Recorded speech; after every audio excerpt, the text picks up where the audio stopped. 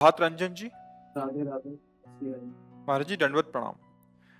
महाराज जी, आपके सत्संग से जीवन में बहुत बदलाव आए हैं। महाराज जी, क्या पूर्व जन्म के कर्मों के कारण ही हर व्यक्ति का भाग्य अलग अलग होता है? यदि हाँ, तो भूतकाल के पापों से कैसे छुटकारा पाएं? मार्गदर्शन करें। वर्तमान में भजन कीजिए, वर्तमान को सुधार लीजिए, भूत और भविष्य दोनों मंगल में हो जाएंगे। अगर वर्तमान बिगड़ गया तो भूत बन के लगेगा ही। भूत तो भूत बन के लगे। भूत जिसके ऊपर लगता है चैन से रहने देता है क्या? तो भूत का कर्म भूत जैसा ही है। जो शुभ और अशुभ कर्म है वो दोनों दुख देते रहते हैं। आप न आवे ताहि पे ताहि तहां ले जाए। जहां जिस तरह का कष्ट विधान लिखा है वो वहीं वैसे दंड भोगता रहता है। तो हमारा मनुष्य शरीर कोई पशु शरीर थोड़ी कि हम केवल उसी भूत के विधान से जिए। हम वर्तमान में नया भाग्य रचेंगे, हम वर्तमान में परम मंगल विधान रचेंगे। ये छूट है मनुष्य जन्म में और किसी में नहीं। 83,99,999 योनियों में ये छूट नहीं, ये केवल एक मनुष्य है। इसीलिए शास्त्रों में कहा गया है, दुर्लभो मानुषो देहो। बड़ा दुर्लभ, बड़े भाग मानुष तन पावा। इसकी बड़ी महिमा है। इसी बात की महिमा है कि हम ऐसे सत आचरण करें, ऐसा भजन करें कि हमारा पूर्व का सारा पाप नष्ट हो जाए, आगे हम सुख में जीवन व्यतीत करें। पर वो मंगल धर्म आचरण से, भजन से होगा। मनमानी आचरण से, पापाचरण से और गंदा हो जाएगा, फिर भोग भोगने पड़ते हैं। परहित की भावना, नाम जप का अभ्यास, पवित्र आहार विहार विचार, सब ठीक हो जाएगा। अगर पूर्व के कर्म नष्ट ना होते तो भगवत प्राप्ति किसी को होती ही नहीं, क्योंकि पूर्व के कर्मों में थोड़ी लिखा हुआ कि इसको भगवत प्राप्ति होगी। वो तो वर्तमान के भजन से भगवत प्राप्ति होती है। भगवत प्राप्ति वर्तमान के भजन से होती है। तो हमारे भाग्य में तो नहीं लिखा कि हम वृंदावन वास करें, भगवत प्राप्ति करें, लेकिन गुरु कृपा हुई, संत कृपा हुई और ये पता चला कि जीवन का लाभ भगवत प्राप्ति है, तो सत्संग मिलने लगा और उससे हमारी भजन में रुचि हुई।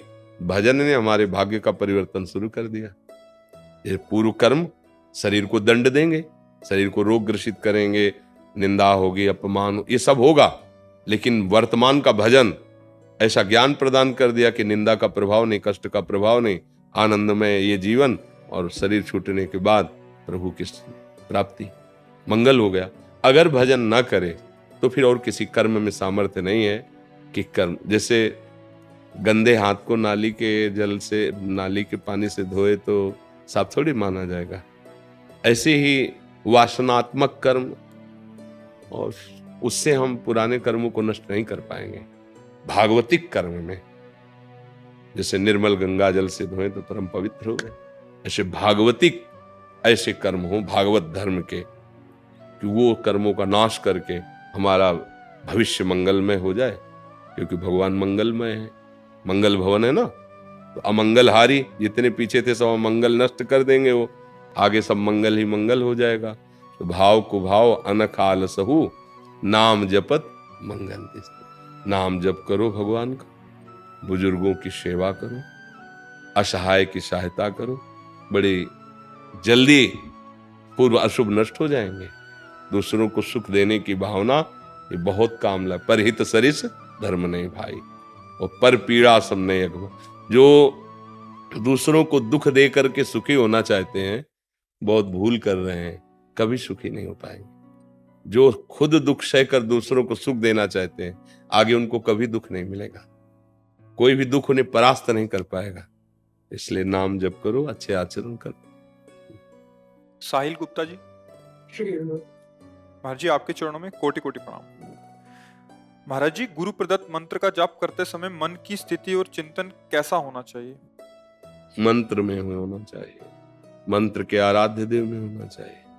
जैसे मंत्र तो बताया नहीं जाता, जैसे हम राधा जप रहे हैं तो हमारे मानस पटल पर भी लिखा हुआ है राधा, अंदर भी चल रहा है राधा, श्रवणेंद्र में भी सुनाई दे रहा है राधा। तो हम राधा मय हो रहे हैं, वही सुनाई दे रहा, वही दिखाई दे रहा, उसी के चिंतन में।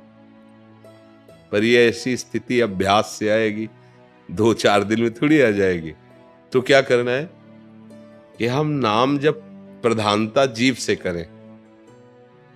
यज्जिभ्याग्य वर्तते नाम तुभ्यम। राधा राधा।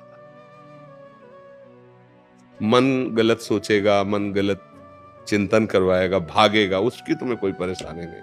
नाम जीव में चल रहा है, अब ये सब संभाल लेगा। ऐसे मंत्राकार वृत्ति होना। और फिर इसके आगे जिसका मंत्र है वो अधिष्ठात्र इष्ट देव सामने उसके दिखाई दे रहा, मंत्र चल रहा है। फिर इसके आगे उसी की लीला में प्रवेश। जीते जी शरीर में रहते हुए भी शरीर भाव का त्याग करके भाव दे से हर समय प्रभु की लीला में प्रवेश पा।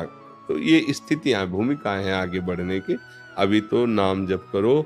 मंत्र जप में जहां तक हो सके अक्षर ध्यान में रहो कि जो हम जप रहे हैं वो हम बार बार लिख रहे हैं। बड़ा कठिन है, पर अभ्यास में अगर 10-20 मंत्र भी ऐसे जपने लगे, से संख्या पूरी करो, 10-20-50 मंत्र तो ऐसे जपने का अभ्यास करो। धीरे धीरे एकाग्रता आपकी बढ़ती चली जाएगी। फिर मंत्राकार वृत्ति होता है कि स्वाभाविक मंत्र चल रहा है, जो चल रहा है उसी को हम देख रहे हैं, उसी को सुन रहे हैं। ये बहुत जल्दी भगवत साक्षात्कार कराता है, पर ऐसा होना कठिन है। 2-4 मंत्र चलने के बाद भाग जाएगा संसार में मन। नहीं, बार बार खींच के लाओ, उसको अभ्यास करो। जब खींचोगे तो जलन पैदा करेगा, और अगर संत संग नहीं तो जलन सह नहीं पाओगे, फिर कोई पापाचरण हो, फिर अरुचि हो जाएगी। ऐसे ही होता है।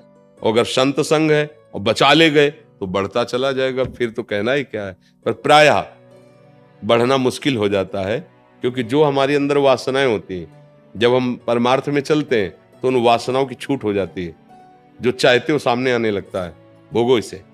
अगर भोगा तो जो भजन है वो रुक गया, वो अरुचि हो गई। न यहाँ आने का मन होगा, न भजन करने का मन होगा।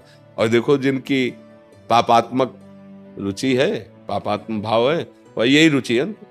और जो सच्चा मार्ग का प्रतीक 4 दिन की जिंदगी यार संभाल के चल लो, किसी को दुख न पहुंचे, कोई पाप न हो, कोई गंदा नशा न हो, सबको सुख पहुंचाए, भगवान का नाम जप करें, अच्छे आचरण करें, वो ये सोचता है। दोनों की सोच अलग हो जाती है। तो ऐसे गाढ़ भाव से धीरे धीरे मंत्र में लगने की चेष्टा करो।